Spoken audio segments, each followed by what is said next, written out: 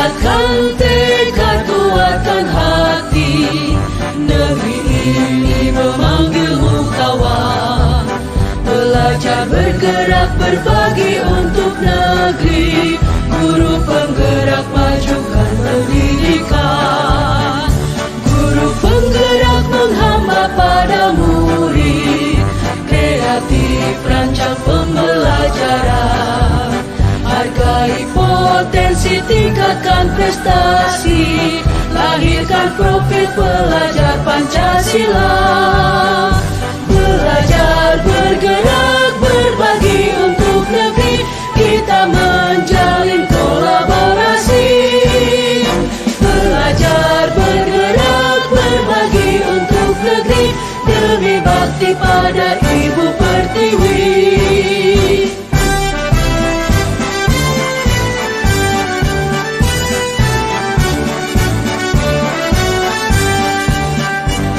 Bulatkan tekad, kuatkan hati, negeri ini memanggilmu kawan. Belajar, bergerak, berbagi untuk negeri. Guru penggerak, majukan pendidikan. Guru penggerak menghamba pada murid. Kreatif, rancang pembelajaran. Hargai potensi, tingkatkan prestasi. Lahirkan profil pelajar Pancasila. Belajar, bergerak, berbagi untuk negeri. Kita menjalin kolaborasi. Belajar, bergerak, berbagi untuk negeri. Demi bakti pada Ibu Pertiwi.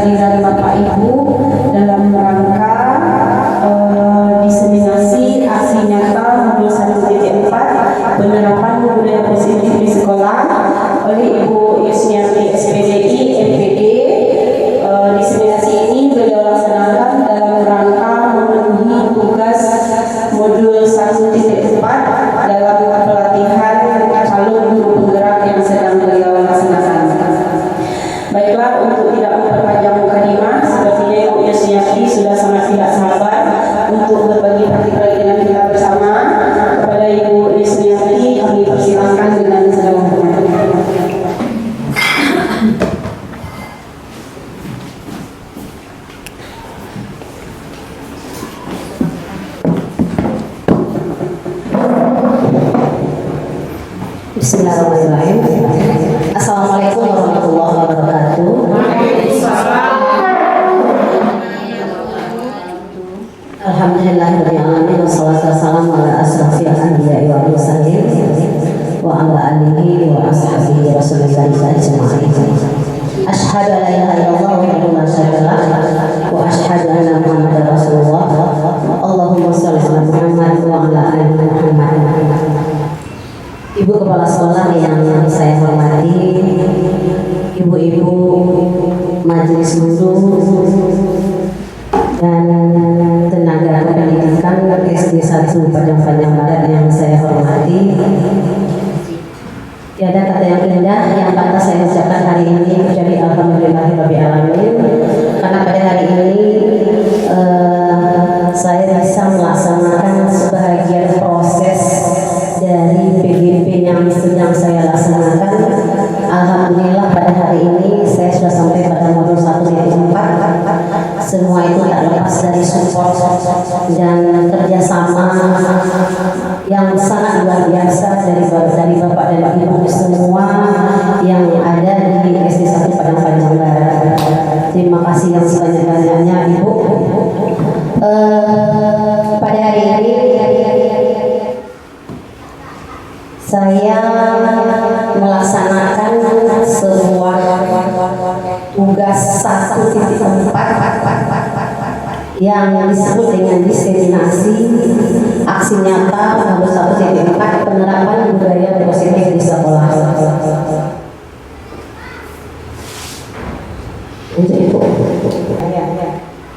Masuk Pak. Dalam proses PJP hari ini, insya Allah berakhir nanti April 2024 dengan tahapan-tahapan yang sedang berlangsung. Alhamdulillah saya didampingi oleh Ibu Fasilitator Nur Hikmah Wijaya, seorang kepala sekolah di SD Bekasi, dan pengajar praktik Indrayani, kepala sekolah TK Padang Panjang, dan saya sendiri alhamdulillah sampai hari ini masih CGP Angkatan 9 Kota Padang Panjang. Selamat datang kepada guru hebat. Sekali lagi ucapan terima kasih yang sangat luar biasa kepada ibu-ibu dan bapak semua. Hari ini kita coba berkolaborasi. Saya sedikit berbagi, mungkin bukan berarti saya bisa tentang hal ini, tidak, tapi saya coba berbagi hal-hal sedikit tentang sebuah budaya positif di sekolah yang tujuannya bagaimana bisa kita mewujudkan budaya positif di sekolah kita, di sekolah yang tercinta kita ini. Sebagai seorang pendidik ibu-ibu, tujuan kita adalah menciptakan anak-anak yang memiliki disiplin diri, sehingga mereka bisa berperilaku dengan mengacu pada nilai-nilai kebajikan universal dan memiliki motivasi menemukan inspirasi. Mungkin sebelum ini Bu Dona, ini udah terlewat, lanjut lagi belum sebelumnya. Slide ketiga. Iya. Di sini ada penerapan budaya positif di sekolah. Muncul sebuah pertanyaan, budaya positif. Apa itu budaya positif? Budaya positif di sekolah ialah nilai-nilai keyakinan dan kebiasaan-kebiasaan di sekolah yang berpihak kepada murid, agar murid dapat berkembang menjadi pribadi yang kritis, penuh hormat, dan bertanggung jawab. Itu budaya kritis. Belum modern, sedikit lagi. Slide tadi sebelumnya. Nah, di sini yang memegang sentral itu di sekolah untuk sebuah budaya positif adalah guru, ibu. Memang guru. Walaupun nanti kita coba untuk mengajak anak-anak, tapi yang memegang sentral itu adalah guru. Siswa merasa lebih bahagia dengan budaya positif yang kita terapkan di sekolah dan di kelas, bisa meningkatkan kinerja siswa karena mereka merasa lebih nyaman, lebih termotivasi belajarnya. Dan dalam budaya positif juga dapat membantu siswa dalam mengembangkan keterampilan sosial dan emosional yang dapat membuat mereka berhasil dalam hidupnya nanti. Artinya ketika kita coba buat sebuah budaya positif di sekolah, anak-anak merasa nyaman, anak-anak merasa berbahagia. Ketika anak-anak itu sudah merasa nyaman dan berbahagia di sekolah, insya Allah kita sebagai pusat sentralnya akan mudah untuk mengajak kemana kita tuntut mereka sesuai dengan minat dan bakat mereka. Dalam modul ini kita akan bicara masalah konsep utama modul budaya positif. Dalam konsep utama modul budaya positif ini, ibu-ibu dan bapak semua, ada 7 item yang ada di sini. Yang pertama, perubahan paradigma belajar. Yang kedua, disiplin positif. Yang ketiga, keyakinan kelas. Yang keempat, motivasi perilaku manusia. Yang kelima, kebutuhan dasar manusia. Posisi kontrol restitusi. Dan terakhir, segitiga restitusi. Bagaimana ke-7 poin tersebut? Coba kita kupas satu persatu. Pertama, perubahan paradigma.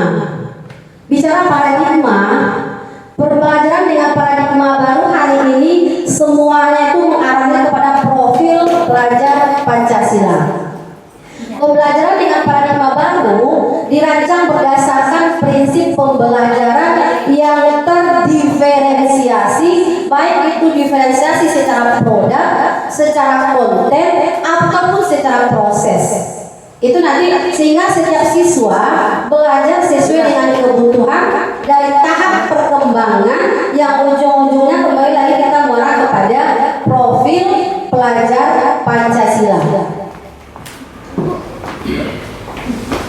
Disiplin positif. Sebuah pertanyaan dari kita, apa makna sebenarnya tentang apa disiplin itu? Kita sering menganggap bahwa disiplin itu adalah sebuah tata tertib, ada lagi aturan, kepatuhan, dan juga sering kita hubungkan disiplin itu dengan sebuah hukuman. Dalam budaya kita, makna kata disiplin itu dimaknai menjadi sesuatu yang dilakukan seseorang pada orang lain untuk mendapatkan kepatuhan. Kita cenderung menghubungkan kata-kata disiplin itu dengan ketidaknyamanan posisi kita. Menurut Ki Hajar Dewantara dan Gosel mengatakan bahwa disiplin positif itu adalah sebagai bentuk kontrol diri, yaitu belajar untuk mengontrol diri dan menguasai diri agar kita bisa dapat mencapai tujuan mulia kita. Sebuah kontrol diri sebenarnya. Nah, sebuah industri Bapak dan Ibu semua, sebagai seorang pendidik, tujuan kita adalah menciptakan anak-anak yang memiliki disiplin diri sehingga mereka bisa berperilaku dengan mengacu pada nilai-nilai kebajikan universal dan memiliki motivasi intrinsik bukan ekstrinsik. Intrinsik di sini adalah bagaimana motivasi anak itu memang muncul dari dalam diri anak tersebut. Sementara ekstrinsik itu adalah poin-poin sebuah motivasi yang muncul dari luar tubuh anak, dari luar badan anak tersebut. Kalau bisa kita menggunakan sebuah budaya positif itu memang nilai-nilai kebajikan itu memang tumbuhnya dari anak tersebut.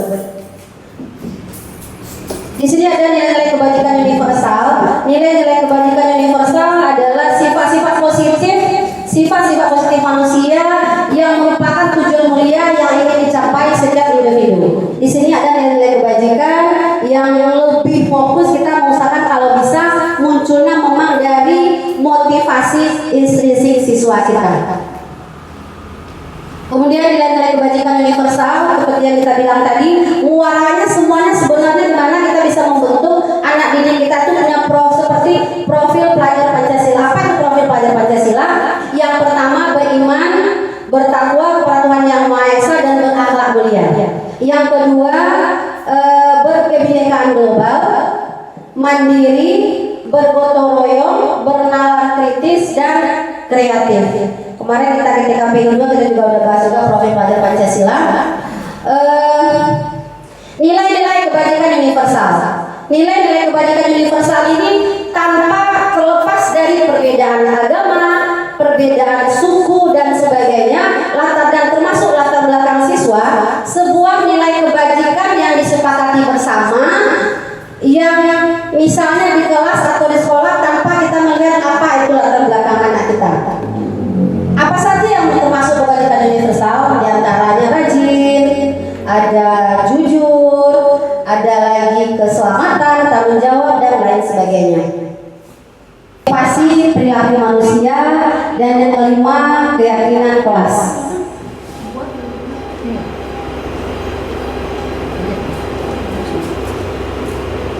Sebuah refleksi diri mungkin Bapak Ibu, sebuah refleksi diri pertama, bagaimana sebenarnya kita berperilaku? Bagaimana sebenarnya kita berperilaku? Yang kedua, mengapa kita melakukan sesuatu? Mengapa kita melakukan sesuatu? Kemudian yang ketiga, apa yang membuat kita, apakah kita melakukan sesuatu karena adanya dorongan dari lingkungan atau dorongan yang lain? Yang keempat, pernahkah Anda melakukan sesuatu untuk mendapatkan senyuman orang lain, untuk mendapatkan sebuah hadiah dari orang lain, atau untuk mendapatkan uang dan lain sebagainya? Terkadang Bapak Ibu semua, kita melakukan sesuatu itu karena kita menghindari rasa sakit atau rasa tidak nyamannya posisi kita. Terkadang juga kita melakukan sesuatu itu untuk mendapatkan apa yang kita mau. Nah, ketika refleksi diri kita ini kita coba lagi luas lagi, muncul sebuah pertanyaan, apa motivasi kita untuk berbuat sesuatu? Nah, di sini ada motivasi perilaku manusia. Motivasi perilaku manusia ini bukan cuma kita fokus ke anak didik kita saja, tapi kita juga fokus ke kita sebagai manusia dewasa juga termasuk dalam kondisi seperti ini. Motivasi merupakan dorongan yang timbul pada diri seseorang secara sadar atau tidak sadar untuk melakukan suatu tindakan dengan tujuan tertentu. Kira-kira apa yang memotivasi perilaku manusia itu? Yang pertama, menghindari ketidaknyamanan dan hukuman. Ketika kita melakukan sesuatu itu, andaikan saya berbuat seperti ini, kira-kira saya nyaman tidak ya? Nah, pertanyaan yang seperti itu yang kadang membuat kita untuk berbuat agar kita terhindar dari hukuman, agar kita terhindar dari situasi yang tidak nyaman. Yang kedua adalah mendapatkan imbalan atau penghargaan dari orang lain. Ketika kita diiming-imingi, ketika kita berbuat seperti ini, saya akan dapatkan ini. Ketika saya berbuat ini, yang akan saya dapatkan ini. Nah, iming-iming yang seperti itu bisa berupa benda, bisa berupa sebuah aktualisasi diri, bisa yang sifatnya semua sebuah penghargaan, ingin didengar mungkin, atau ingin dihormati dan sebagainya. Nah, itu mendapatkan imbalan atau penghargaan dari orang lain. Yang ketiga adalah menghargai nilai-nilai kebajikan diri sendiri. Apa nilai-nilai kebajikan yang ada dalam diri kita sendiri? Nah, yang pertama tadi kita coba lagi buka, menghindari ketidaknyamanan atau hukuman. Ini adalah level terendah, ya. Ini adalah level terendah dari motivasi perilaku manusia. Biasanya orang yang memotivasi perilakunya adalah untuk menghindari hukuman atau ketidaknyamanan, sehingga muncul pertanyaan, saya melakukan ini nanti saya bagaimana ya? Gitu. Jadi sebenarnya mereka sedang menghindari permasalahan yang mungkin muncul dan berpengaruh kepada mereka secara fisik, secara psikologis, maupun tidak terpenuhinya kebutuhan mereka bila mereka tidak melakukan hal tersebut. Yang kedua, untuk mendapatkan imbalan. Untuk mendapatkan imbalan yang seperti kita sebut tadi, orang akan bertanya, ketika saya berbuat ini, apa sih yang saya dapatkan? Ketika saya begini, kira-kira saya mendapatkan apa? Nah, itu salah satu motivasi sebenarnya. Mereka melakukan tindakan untuk mendapatkan pujian dari orang lain yang menurut mereka itu penting. Kadang penting sesuatu itu tergantung dari sisi mananya kita melihat. Maka mereka melakukan sesuatu untuk mendapatkan hadiah, pengakuan dari orang lain mungkin, atau imbalan atau apalah. Pokoknya ketika posisi yang kedua ini dia mengatakan prinsipnya adalah saya seperti ini, apa yang saya dapatkan. Yang ketiga, untuk menjadi orang yang mereka inginkan dan menghargai diri sendiri dengan nilai-nilai yang mereka percaya. Orang dengan motivasi ini akan bertanya, akan menjadi orang yang seperti apa bila saya melakukan ini? Ketika saya seperti ini, saya nanti jadi apa? Gitu.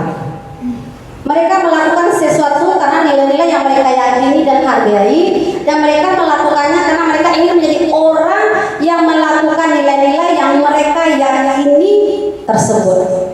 Nah, sebenarnya yang inilah yang bagus Bapak Ibu, sebuah motivasi yang akan membuat seseorang itu bisa memiliki disiplin positif dalam dirinya. Ketika dia termotivasi dengan hal seperti ini, disitulah akan muncul sebuah kebaikan-kebaikan. Nah, tujuan dari disiplin positif. Apa sih tujuan dari disiplin positif itu? Tujuan dari disiplin positif itu adalah menanamkan motivasi yang ketiga pada murid, dan ketiga maksud dari poin sebelumnya, untuk menjadi orang yang mereka inginkan dan menghargai diri sendiri dengan nilai-nilai yang mereka percaya. Ketika murid-murid kita memiliki motivasi tersebut, mereka telah memiliki motivasi intrinsik, motivasi yang sudah ada dalam diri anak kita, yang berdampak jangka panjang.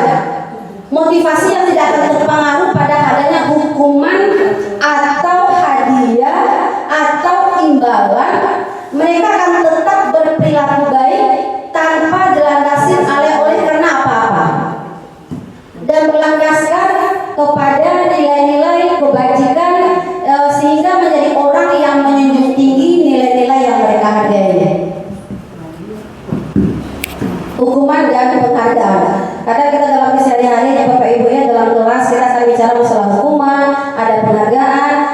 pertanyaan apa antara hukuman dan penghargaan.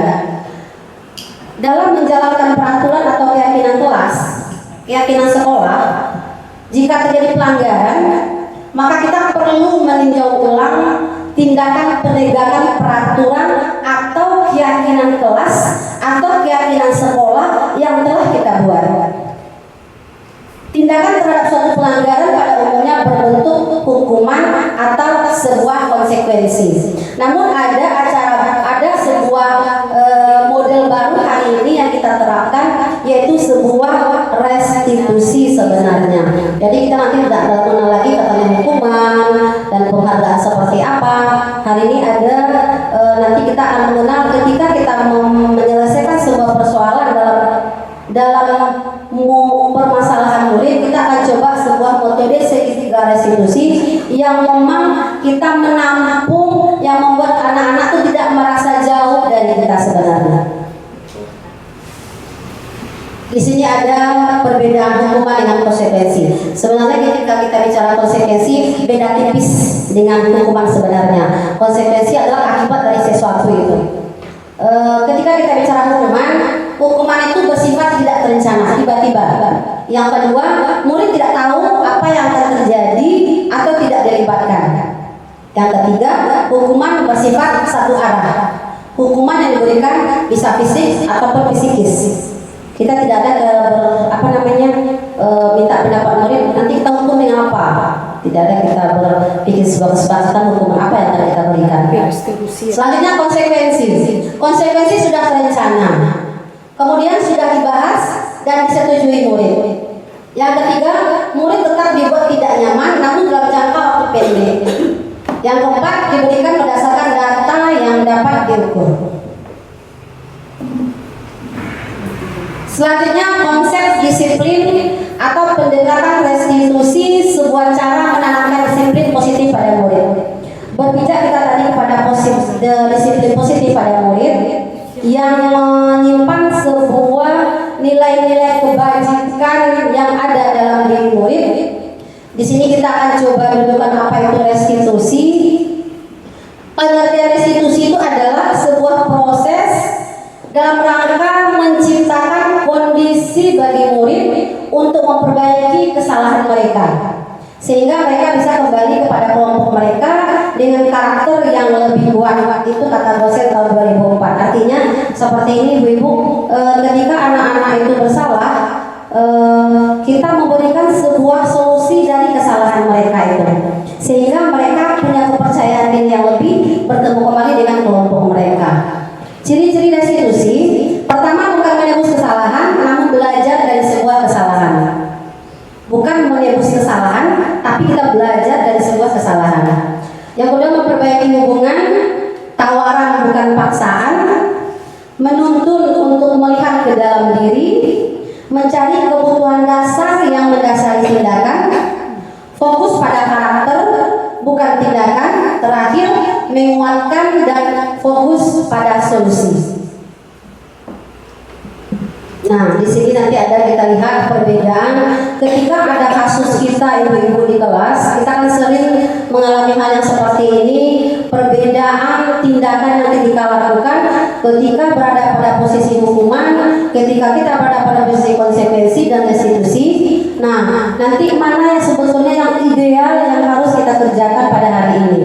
Kalau zaman kolonial Belanda, Bapak Ibu itu ada beberapa konsep pembelajaran yang sampai hari ini masih kita pakai tanpa kita sadari. Nah, hari ini ada sebuah pembaharuan ketika Bapak Ki Hajar Dewantara mengatakan bahwa pendidikan itu adalah menuntut, bukan menuntut, seolah-olah membuka cakrawala kita dalam proses pendidikan di kelas. Ketika seorang siswa tidak mengerjakan PR, nah itu sebenarnya fenomena sehari-hari yang sering kita temui. Yang kita lakukan ketika kita menghukum, pertama guru menghukum siswa tersebut berdiri di depan kelas selama 10 menit. Yang kedua, guru marah dan murid menjadi takut. Itu hukuman. Yang kedua, konsekuensi. Ketika di konsekuensi, guru memberikan konsekuensi untuk mengerjakan PR-nya saat istirahat atau dikerjakan sebanyak 3 kali lipat dari PR yang kita berikan. Dan kedua, guru tegas dan siswa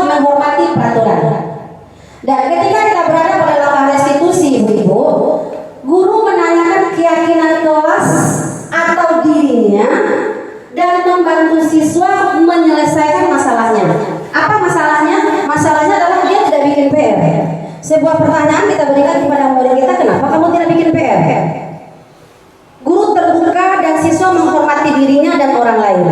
Itu nanti kita bicara pada tahap restitusi. Nah, keyakinan kelas. Mengapa keyakinan kelas? Mengapa tidak peraturan kelas? Kenapa? Ada sebuah ilustrasi Bapak Ibu. Di sini katakan mengapa kita memiliki peraturan tentang penggunaan helm pada saat mengendarai roda dua atau motor. Yang kedua, mengapa kita memiliki peraturan tentang penggunaan masker dan mencuci tangan pada saat ini? Di sini ada poin keselamatan dan poin kesehatan. Nilai-nilai keselamatan atau kesehatan inilah yang kita sebut dengan keyakinan kelas. Keyakinan kelas yaitu nilai-nilai kebajikan universal yang kita sepakati secara tersirat dan tersurat, terlepas dari latar belakang siswa, baik suku, negara, bahasa maupun agama. Seseorang akan lebih tergerak dan bersemangat untuk menjalankan keyakinannya daripada sekedar mematuhi serangkaian peraturan yang tertulis tanpa makna. Artinya Bu, ketika kita bikin sebuah peraturan kita tulis di dinding, itu kurang menarik bagi anak-anak ketimbang kita bikin sebuah kesepakatan kelas, sebuah keyakinan kelas yang kita sepakati bersama. Murid-murid pun demikian. Mereka belum mendengarkan dan memahami arti sesungguhnya tentang peraturan-peraturan yang diberikan. Apa nilai kebajikan di balik itu? Contohnya, murid tidak diperbolehkan keluar lingkungan sekolah pada saat jam sekolah. Ketika kita berikan sebuah keyakinan kelas seperti itu, dia siap menerima dan siap pula menerima sebuah konsekuensi nanti ketika dia melanggar. Sehingga hubungan kita di dalam kelas itu tercipta sebuah hubungan yang harmonis. Prosedur pembentukan keyakinan kelas.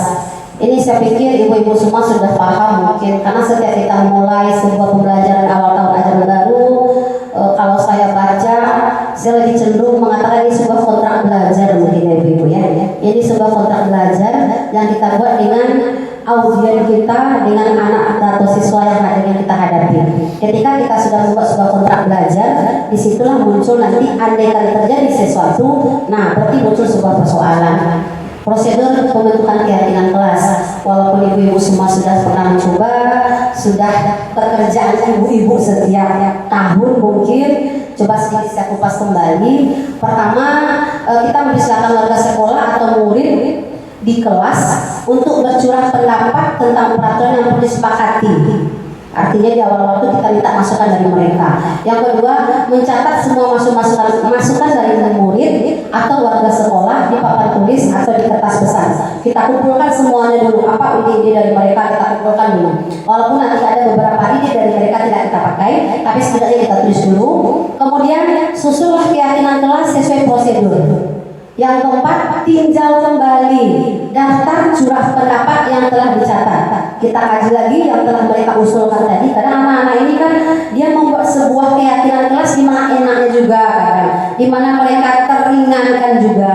Nah, nanti kita coba tinjau ulang kembali, kita buat mana yang bagusnya. Kemudian meninjau ulang kembali itu secara bersama-sama di kelas. Terakhir, kalau udah fit rasanya, udah bagus, rasanya udah siap untuk kita kerjakan, kita tempel keyakinan kelas yang telah kita buat itu di tempat yang mudah dilihat oleh siswa. Nah, ini contoh keyakinan kelas Bapak Ibu. Yang jelas contoh keyakinan positif. Yang kedua, percaya dan menghormati orang lain. Yang ketiga, menghormati barang atau milik orang lain. Yang keempat, ada komitmen terhadap semua tugas dan saling membantu dalam hal kebaikan. Ini cuma sekedar contoh, nanti ada hal-hal lain yang bisa kita buat, yang bisa kita sepakati bersama dengan anak. Nah, bagaimana sih pembentukan keyakinan kelas tersebut? Caranya yang pertama, lebih abstrak dari peraturan. Lebih abstrak dari peraturan. Yang kedua, berupa pernyataan universal. Yang ketiga, dibuat dalam bentuk positif. Yang keempat, sedikit saja agar mudah diingat. Apalagi kita di SD ya, ya. Simpel-simpel aja. Tidak usah terlalu panjang kalimatnya, kadang anak juga bingung membacanya. Sih kan mudah dipahami. Daripada kita buat panjang-panjang, kadang membacanya saja anak susah. Yang kemudian sesuai dengan kondisi kelas atau sekolah. Yang keenam, melibatkan semua warga kelas atau sekolah. Lanjut Bu Dona.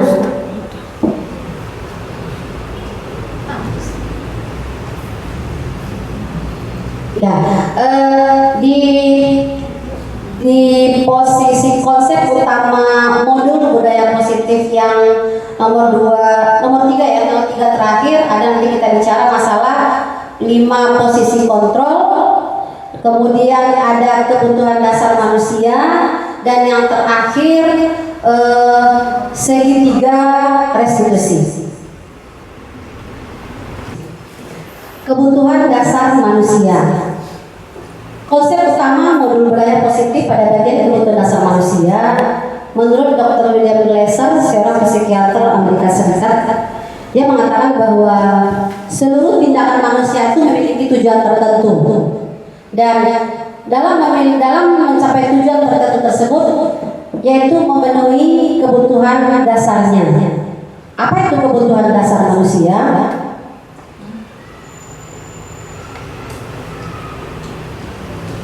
Nah, sebelum kita coba kupas apa saja termasuk dengan kebutuhan dasar manusia, di sini ada sebuah kasus. Low battery. Please charge. Kasus bahwa Ibu Ambar, wali kelas 2A di SD Pelita Hati, sedang bingung menghadapi ulang salah satu murid di kelasnya. Bluetooth mode. Doni beberapa anak di kelas telah datang kepadanya dan mengeluhkan Doni yang seringkali meminta bekal makan siang mereka dengan paksa. Sebagai seorang Low guru, battery. jika Please menghadapi charge. situasi seperti itu, Bluetooth mode. kalau kita berada pada posisi Ibu Ambar, apa yang akan kita lakukan? Kira-kira apa alasan Doni melakukan hal itu? Nah, mungkin sedikit refleksinya Bu-ibu, ketika ibu-ibu berada pada posisi Ibu Ambar itu kira-kira bagaimana? Memanggil Doni terus dan menanyakan kenapa dia melakukan itu. Jadi kata ibu kepala sekolah, kita panggil Doni lalu kita tanyakan kenapa dia berbuat seperti itu. Sebelum kita menjawab ya atau tidak, kan kita lanjut kepada slide berikutnya.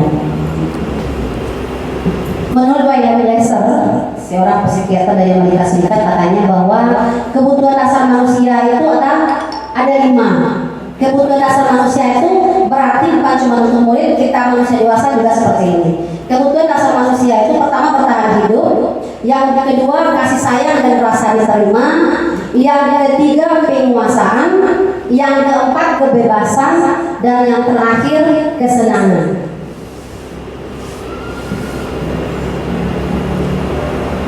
Bertahan hidup. Bertahan hidup itu sebuah kebutuhan yang bersifat fisiologis, Bapak Ibu, yaitu kebutuhan bertahan hidup survival, kebutuhan yang bersifat biologis untuk bisa bertahan hidup seperti kesehatan, makanan, rumah tempat tinggal kita. Itu kan salah satu kebutuhan yang membuat kita bisa bertahan hidup. Yang kedua, kebutuhan dasar manusia itu adalah kasih sayang dan rasa diterima.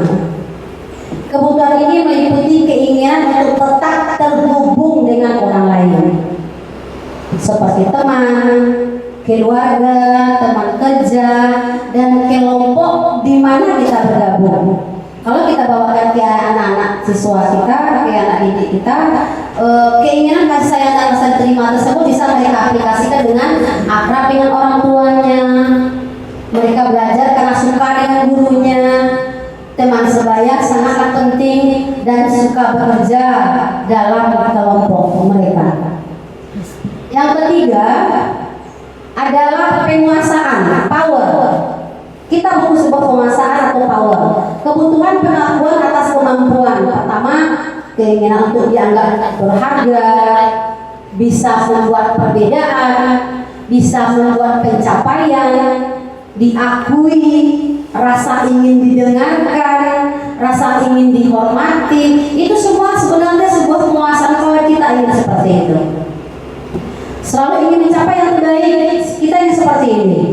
Itu salah satu contoh penguasaan atau power. Kemudian yang keempat, kebutuhan untuk bebas atau kebutuhan membuat pilihan.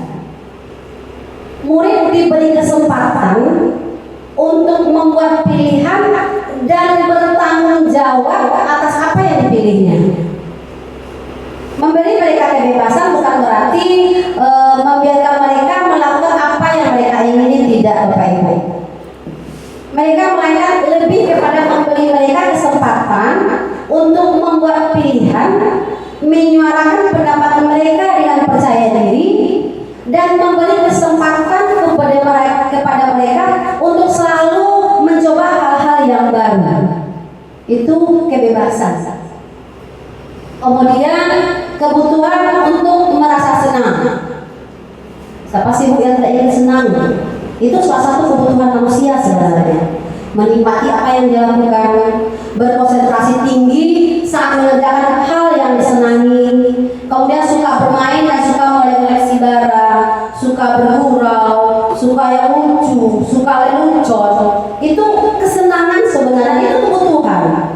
Itu kebutuhan yang harus kita penuhi sebenarnya. Di situ ada lagi kita akan bicara masalah masih di bab kebutuhan dasar manusia.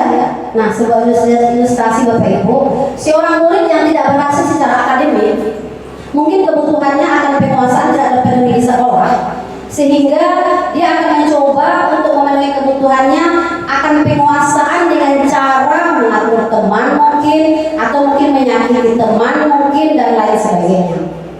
Konsep 5 kebutuhan dasar manusia tidak hanya berlaku bagi anak atau murid saja, namun juga bagi manusia dewasa, misalnya kita sebagai seorang guru, dan juga kadang berperilaku dengan tujuan untuk memenuhi kebutuhan dasar kita.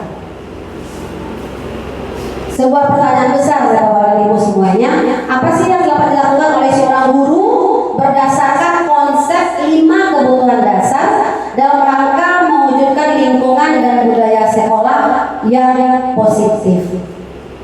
Sangat penting bagi kita sebenarnya untuk mengetahui kebutuhan dasar murid kita, agar kita memahami kenapa murid kita bersikap seperti itu. Nah, ini ada 5 posisi kontrol restitusi. Ini adalah konsep utama modul budaya positif berikutnya, yaitu 5 posisi kontrol restitusi menurut Daniel Gosen. Pertama, penghukum, pembuat rasa bersalah, teman, pemantau, terakhir manajer. Ketika nanti kita coba lihat apanya, pengertiannya, kita berada posisi di mana kira-kira, atau mungkin kesemuanya ada sama kita, atau mungkin beberapa saja yang kita miliki. Nanti kita bisa introspeksi diri kita ketika 5 posisi kontrol ini ada pada diri kita sebagai seorang tenaga pendidik. Nah, kita akan coba lihat sebuah video Bapak Ibu menampilkan 5 posisi kontrol tadi, dan kita nanti akan melihat posisi mana sebenarnya yang ideal untuk seorang guru. Sama-sama kita lihat Bapak Ibu.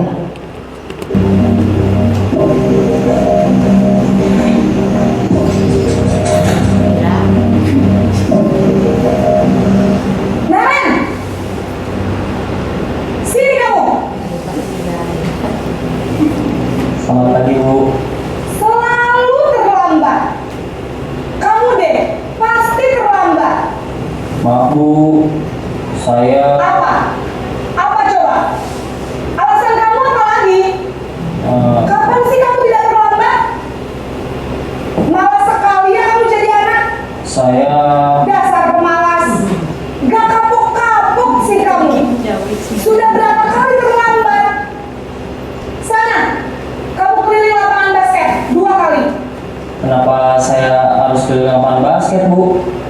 Kenapa? Kamu melawan ibu? Berani-beraninya jawab.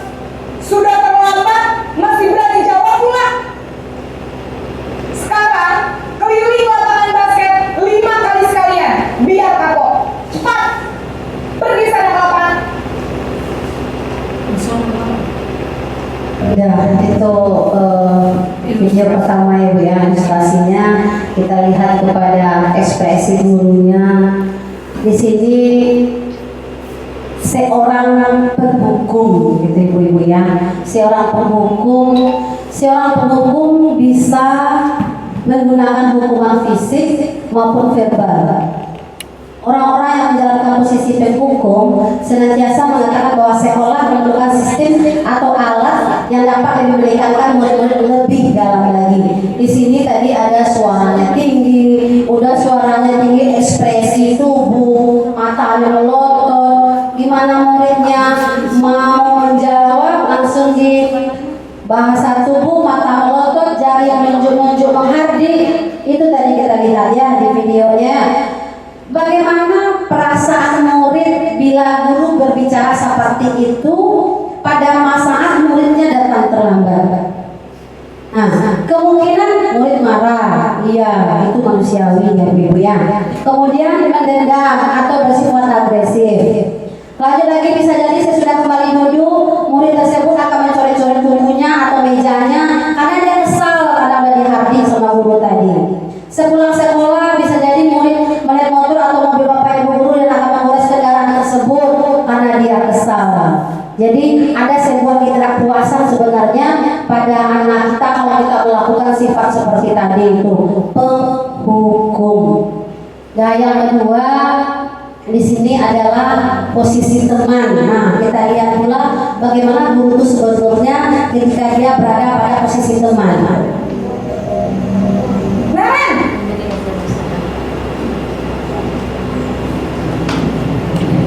Selamat pagi, Bu. Wah, sudah jam berapa ini nak? Terlambat lagi ya sayang. Iya, Bu. Habis ibu saya lupa membangunkan saya, Bu. Kamu malah menyalahkan ibu kamu. Kamu bukannya anak yang larinya paling kencang. Kok terlambat sih? Iya, Bu. Saya memang terlambat bangun tadi. Jadi, biarpun saya lari kencang, tetap gak kesenjar, Bu. Ya sudah sana. Nanti lain kali larinya lebih kencang lagi ya. Biar gak terlambat lagi. Bikin seneng ibu. Demi ibu. Bisa kan? Bisa, Bu. Ya sudah sana masuk kelas.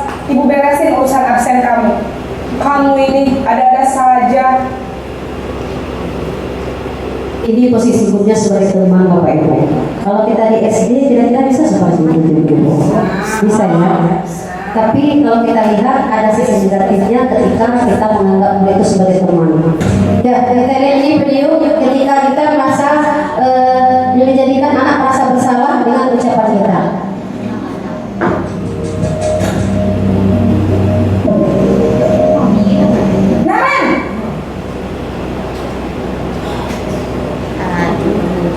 Selamat pagi, Bu.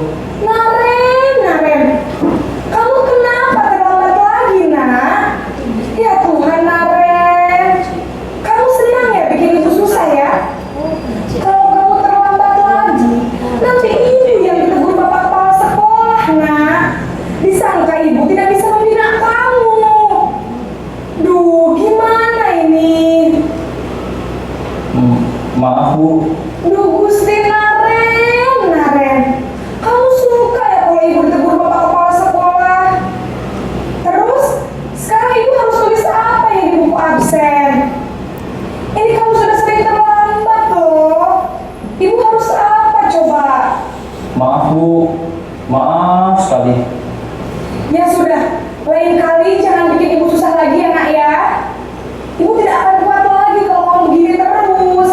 Bisa jantungan kalau ibu ditegur bapak kepala sekolah. Sana cepat ke kelas.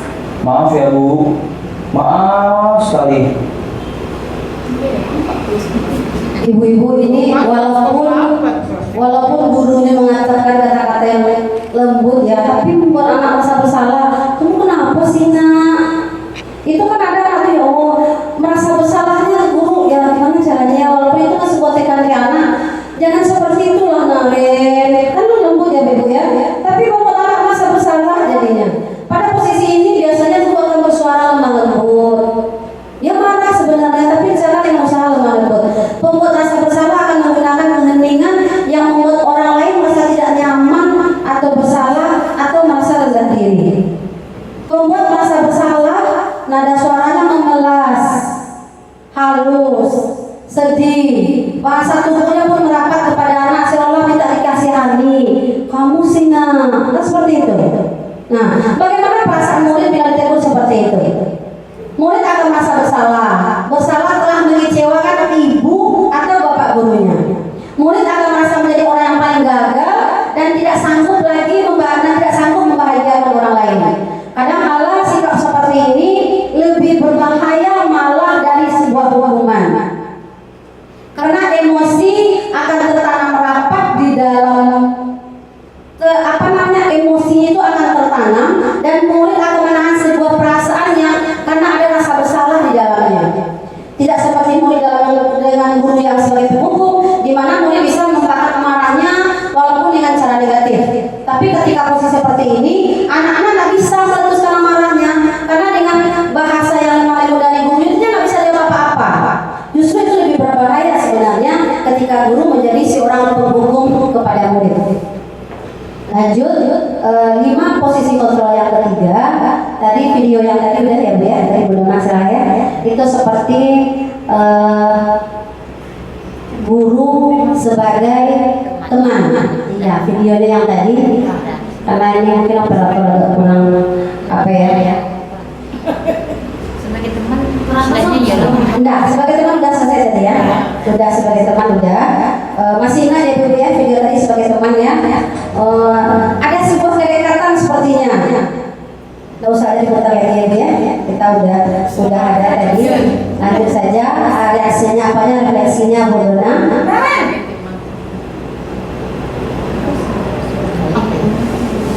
Selamat pagi Bu. Naren, apa peraturan sekolah kita tentang jam berapa kita harus masuk sekolah nak? Kita harus di sekolah jam 7 Bu. Iya betul, sekarang sudah jam 7.20. Naren sudah tahu konsekuensinya jika terlambat hadir. Paham Bu. Saya harus tinggal kelas pas jam istirahat selama 20 menit. Iya benar, konsekuensinya demikian. Jadi nanti jam 9.30 pas istirahat, kamu harus tinggal di kelas, kerjakan tugas tambahan untuk ketertinggalan kamu, ya? Baik Bu. Ya. Ini posisi kontrol ketika guru berada pada posisi memantau. Ya, memantau berarti mengawasi. Pada saat kita mengawasi, kita bertanggung jawab atas perilaku orang-orang yang kita awasi. Posisi pemantau berdasarkan pada peraturan dan konsekuensi. Dengan menggunakan sanksi atau konsekuensi, kita dapat memisahkan hubungan pribadi kita dengan murid sebagai seseorang yang menjalankan posisi pemantau. Pemantau, nada suaranya datar, bahasa tubuhnya yang formal. Kira-kira bagaimana perasaan murid ketika diperlakukan seperti ini? Murid memahami konsekuensi yang harus dijalankan karena telah melanggar salah satu peraturan sekolah. Guru tidak menunjukkan suatu emosi yang berlebihan, menjadi marah, atau membuat mereka merasa berbuat salah. Murid tetap dibuat tidak nyaman, yaitu dengan harus tinggal kelas pada waktu jam istirahat dan mengerjakan tugas. Guru tetap harus memantau murid pada saat mengerjakan tugas di jam istirahat karena murid tidak bisa ditinggal seorang diri. Nah, itu terakhir nanti ada guru sebagai manajer. 5 posisi kontrol guru yang kita coba tampilkan ke anak-anak. Kita lihat videonya Ibu.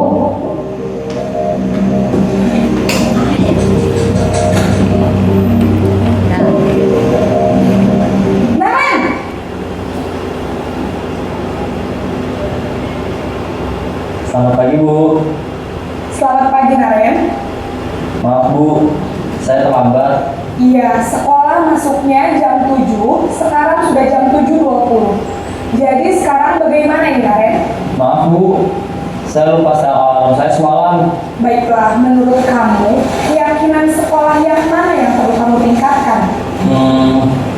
Menghargai diri sendiri dan orang lain mungkin ya Bu. Setuju. Jadi, apakah Naren meyakini prinsip saling menghormati tersebut?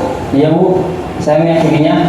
Apakah Naren bersedia memperbaiki masalah keterlambatan ini? Bersedia Bu. Bagaimana kamu akan perbaiki masalah keterlambatan ini? Saya akan coba untuk tidak lupa menyetel alarm saya Bu.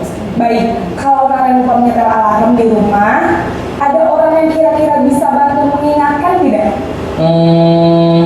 Ada Bu, kakak saya, Kak Ema. Ada lagi selain Kak Emma?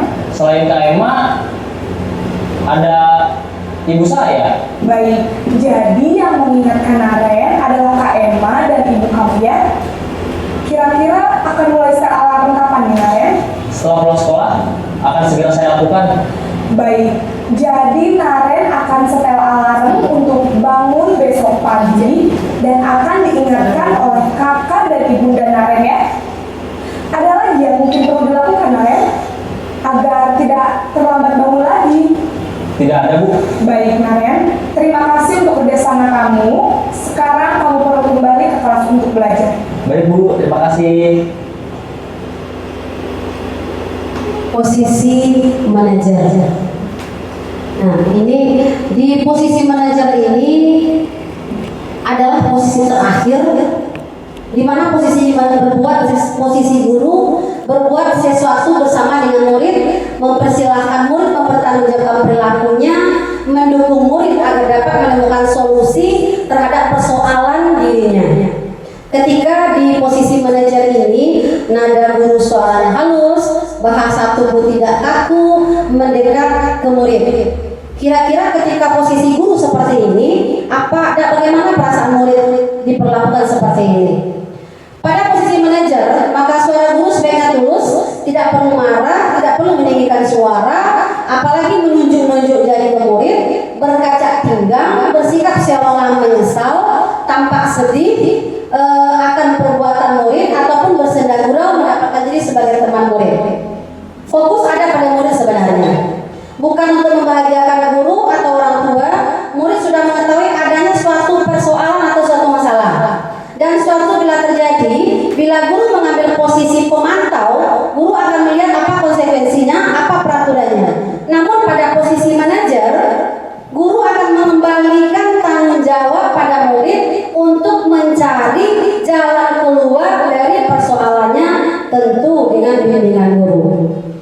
Kembali lagi kita ke slide posisi kontrol tadi Bu Dona. 5 posisi kontrol yang ini. Di sini ada tadi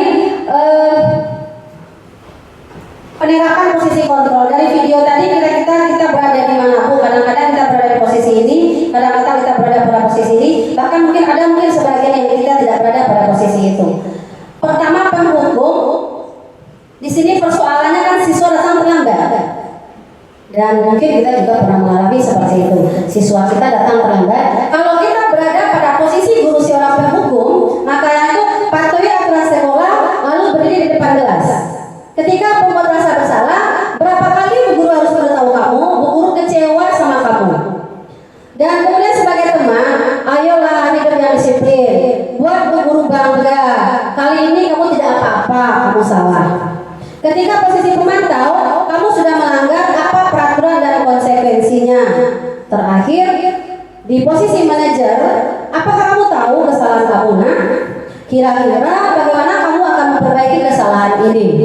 Dari 5 posisi kontrol ini ibu-ibu, sebetulnya yang ideal yang harus dilakukan oleh guru itu adalah pada posisi manajer. Walaupun dalam keseharian di fenomena di lapangan ya ibu ya, sulit kita melakukan hal seperti itu. Kemudian selanjutnya adalah di posisi konsep utama model budaya positif yang terakhir, yaitu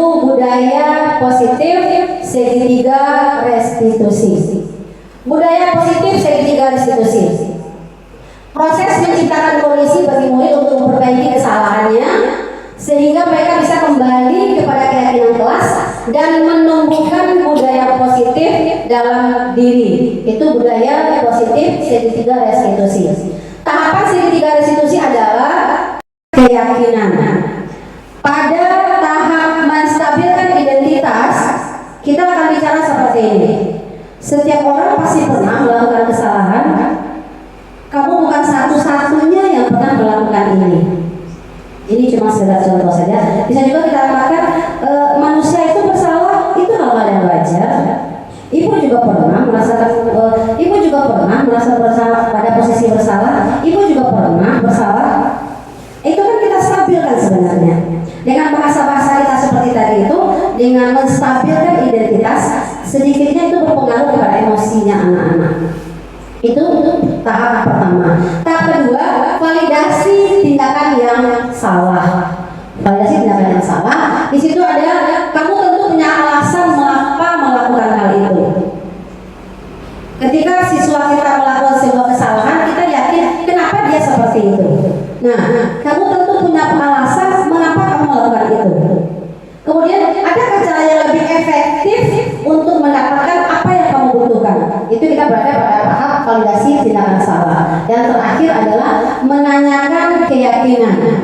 Setelah kita nanti coba untuk diskusi dengan anak, kita coba lagi kembali kita review kembali, bertanya ke anak-anak, kira-kira keyakinan kelas yang kita sepakati apa?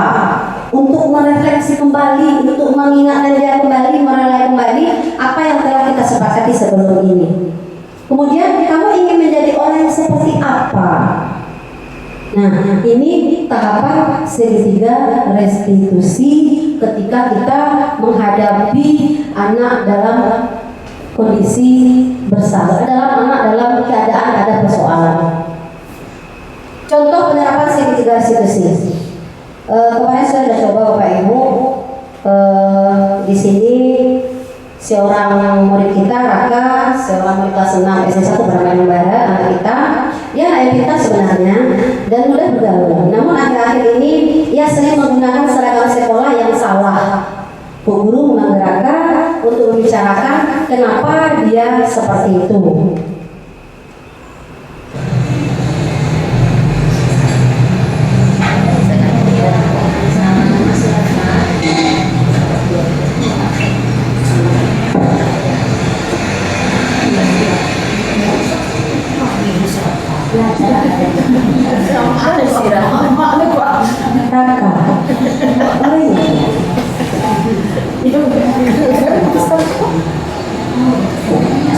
Enggak terdengar suaranya ya.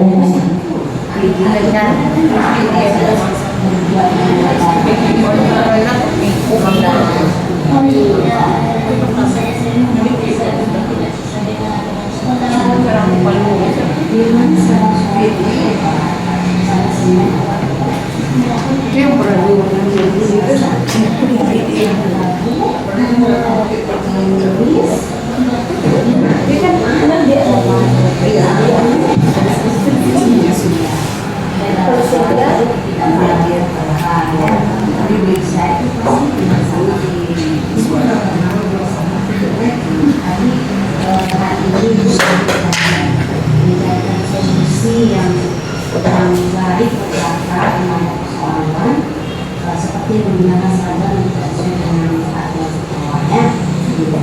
Saya berkata, kamu pasti punya alasan kenapa tidak pakai seragam sekolah.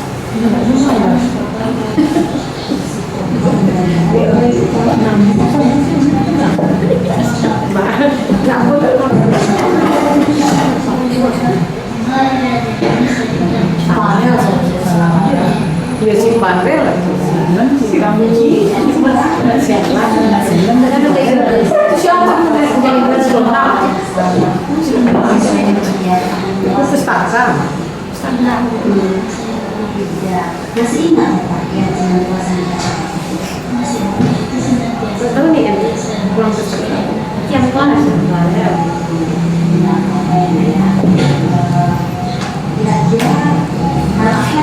Ibu guru lah jadi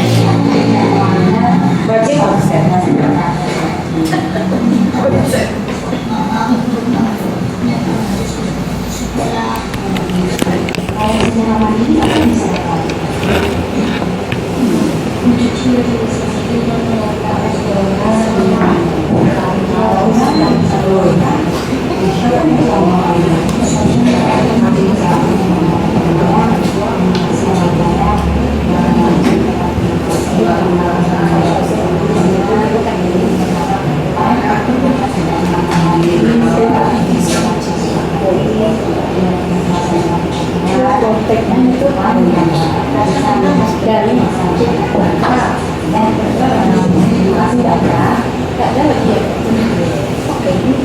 Ini Bu Raka ini memakai baju tidak sesuai dengan aturan, itu sebenarnya persoalannya. Jadi ketika saya panggil, tapi sebenarnya dari awal mereka dia tidak seperti itu. Tapi kebetulan minggu-minggu akhir dia seperti itu. Jadi muncul pertanyaan saya, kenapa dia seperti itu? Lalu saya panggil, kalau kita bicara tahap restitusi Bu, memang seperti itu yang kita kerjakan. Kenapa dia seperti itu? Kadang kita kan lupa Ibu, langsung marah. Kamu pakai baju ini? Sebenarnya ketika hari ini Ki Hajar Dewantara menuntut kita untuk menuntut anak, bukan menuntut. Ini sebenarnya kita kerjakan. Kita tanya, kenapa kamu seperti ini? Seperti kita lihat tadi di video, katanya bajunya kotor. Tentu kalau kotor itu nggak dia pakai. Kenapa kotor? Oh, karena ibunya berulang ke rumah sakit, bu neneknya sakit. Itu kan secara logika bisa kita terima, Ibu. Kalau kita tidak bertanya tadi, tentu kita tidak tahu kenapa dia tidak pakai baju seragam. Tapi karena kita tanya, kenapa kamu seperti ini? Oh, saya seperti ini, Bu. Oh, begitu. Setelah kita membuat seperti itu, lalu kita tanya, kira-kira yang kamu lakukan ini melanggar tidak kepada kesepakatan kita? Iya. Sehingga dia kan kita ajak kembali kepada keyakinan kelas yang telah kita buat. Lalu setelah kita mengatakan dia melanggar, kira-kira kita tanya, apa keyakinan yang telah kamu melanggar? Ketika dia mengatakan, oh ini Bu, kita ajak lagi anak kita. Nah, besok tidak seperti ini lagi anaknya. Artinya kita coba berbaur di anak-anak, tidak mengedepankan sebuah hukuman terhadap kesalahan anak. Kemarin saya teringat tadi kepada 5 posisi kontrol tadi.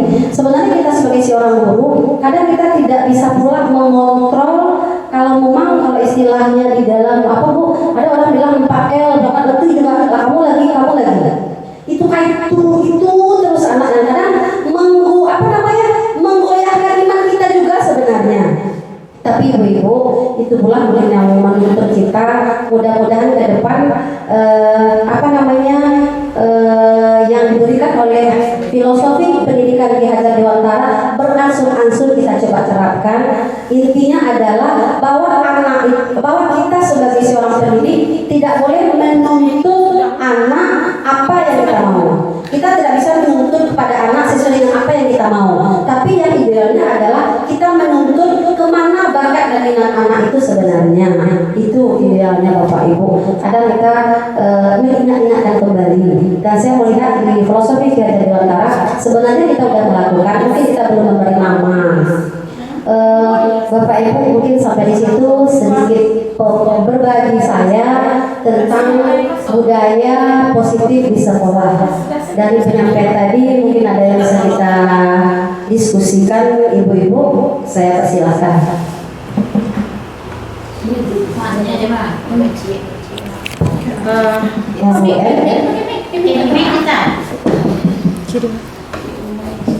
Assalamualaikum warahmatullahi wabarakatuh. Terima kasih kepada Ibu penyaji yang telah memberikan waktu dan kesempatan kepada saya untuk bertanya. Saya tergelitik sekali menanyakan apa yang saya alami. Anak saya ini Bu, setiap pembelajaran olahraga sering tidak berpakaian olahraga. Jadi saya sudah katakan bagaimana saya tanya, mungkin saya agak keras. Kebetulan guru agamanya juga sudah pernah memberikan baju olahraga Bu sama anak ini. Jadi kalau dia mengatakan dia tidak punya baju olahraga sudah diberikan. Yang saya sudah tanya, orang tuanya ada kendala karena dia dulu dengan neneknya Bu. Jadi terpaksa saya agak keras. Kenapa kamu juga kalau kamu bilang kamu tidak punya baju, kita cuma 2 kali dalam 1 minggu olahraga dengan waktu yang berdekatan memang sudah kamu pakai hari ini, gantung saja atau kamu cuci, karena pakaian kita ini tidak terlalu tebal.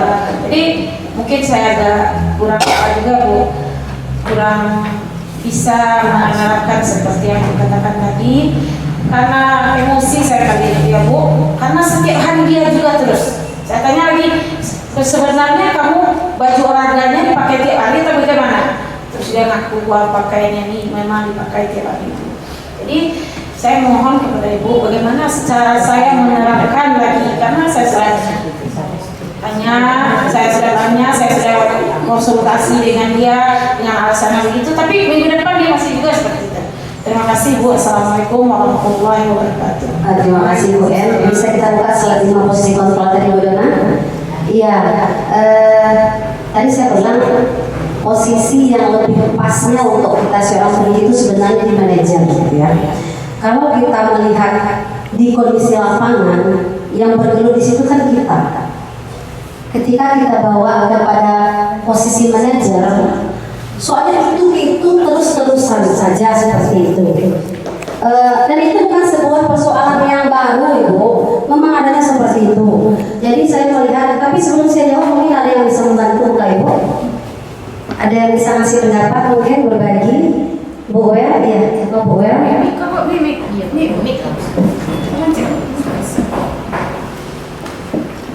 Terima kasih Bu Yus atas kesempatannya. Sebenarnya ini merupakan masalah kita bersama ya, karena hal ini tidak hanya Bu En, seluruh guru mungkin akan menemui hal ini. Kalau menurut saya, pendapat saya dari pemaparan materi yang disampaikan oleh Bu Yus tadi, mungkin langkah pertama yang bisa kita lakukan adalah kita harus memahami terlebih dahulu kebutuhan dasar apa yang belum terpenuhi oleh anak ini. Bisa jadi dia tidak mendapatkan kebutuhan dasarnya di rumah. Misalnya saja kasih sayang. Dia tidak mendapatkan kasih sayang di rumah, sehingga di sekolah dia akan mencari itu, gitu. Atau bisa jadi kebutuhan dasarnya untuk bertahan hidup tidak ada di rumah. Misalnya saja dia harus memakai baju, sementara yang baju yang akan dia pakai di rumah tidak layak pakai. Tentu secara tidak langsung mana yang baju yang rasanya dia suka, dia akan pakai setiap hari. Jadi menurut saya sebelum kita melakukan restitusi ke anak ini atau kita menempatkan diri kita di posisi kontrol yang mana, langkah pertama kita mungkin terlebih dahulu mengetahui apa kebutuhan dasar anak yang belum terpenuhi sehingga dia bisa berperilaku seperti itu. Demikian Bu Yus, terima kasih. Assalamualaikum warahmatullahi wabarakatuh. Ya, luar biasa Bu Wel. Terima kasih Bu Wel. Ada mungkin yang lain bisa membantu Ibu? Iya, ada Bu Ira membantu, Bu Kepala Sekolah, sesi membantu Bu. Nah, Bu Dona. Iya, Bu Dona. Kita berbagi ya Ibu ya, kita berbagi. Terima kasih atas waktunya, kan grogi nih. Terima kasih atas waktunya yang diberikan. Benar sekali apa yang disampaikan oleh Ibu Wendy. Seharusnya kita langkah awal yang pertama untuk mengetahui atau memecahkan masalah anak tersebut memang mengetahui apa yang menjadi kebutuhan dasar anak tersebut. Nah, kemudian mungkin solusi selanjutnya Ibu, kita zaman sekarang kan sudah berubah dari zaman-zaman sebelumnya.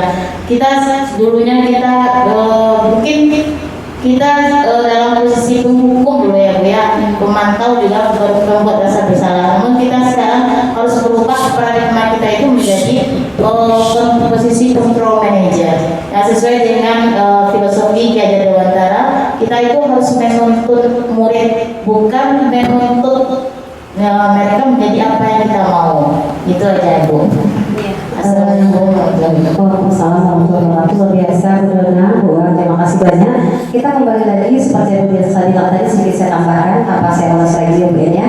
Kita tidak bisa memisahkan antara 7 konsep utama modul budaya positif tadi, yang 7 tadi. Ada paradigma baru, ada 5 posisi kontrol, ada kebutuhan dasar manusia. Tapi dari penjelasan Bu Dona sama Bu Wel tadi sedikit saya tambahkan, mungkin yang paling penting kita bina lagi adalah jembatan hati dengan orang tua. jembatan hati dengan orang tua. Setelah kita mungkin dengan jembatan hati dengan orang tua itu kita akan tahu apa sebenarnya yang dibutuhkan anak dia seperti itu. Mungkin itu sih jawabannya Bu ya. Kami kita coba. Iya, kita istilahnya di sini kita coba. Saya melihat filosofi pendidikan di Dewantara itu memang butuh sebuah kesabaran untuk menjalankannya. Kenapa saya bilang seperti itu? Karena kebiasaan kita turun selama ini, kalau dalam kemarin saya diskusi dengan teman saya SMA, Ibu, di SMA 3 dia mengatakan seperti ini. Ketika saya melaksanakan tahapan segitiga restitusi, anak itu tidak takut dengan saya katanya. Tapi ketika saya lagi dari tahapan segitiga restitusi, baru semuanya bisa berubah. Justru anak tuh heran, bapak ini kok nggak marah lagi gitu. Nah, merubah paradigma yang seperti itu butuh proses itu. Kalau nggak marah, kalau tidak kau, saya bilang, kalau tidak saya bilang dia nggak mengerti katanya. Jadi saya coba kebetulan saya selalu berpenggerak, katanya saya coba tahapan segitiga restitusi ini. Anak-anak, jangan seperti itu ya. Justru mereka heran, tumben bapak ini kok nggak marah. Nah, jadi apalagi anak SD mungkin ada beberapa oknum anak kita yang seperti itu. Sekali lagi butuh proses, butuh kesabaran kita untuk menghadapi hal yang seperti itu. Satu mungkin yang kita garis bawahi bahwa hari ini kita dituntut untuk tidak menuntut anak itu ini. Jangan kita mau menuntut anak menjadi apa yang kita mau, tapi menuntut anak sebenarnya apa sebenarnya motivasi kritistik yang ada dalam diri anak itu. Apa bakat dan minat yang sudah ada pada anak itulah yang akan kita perjelas, itulah yang akan kita pertebal sehingga tercapai apa keinginan anak-anak tersebut. Mungkin itu Bapak Ibu. Ada lagi yang bertanya Ibu? Pas. Terima kasih Ibu, Bapak semua. Saya coba sedikit simpulkan. Udah Bu ya? Ada tambahan Bu ya? Udah.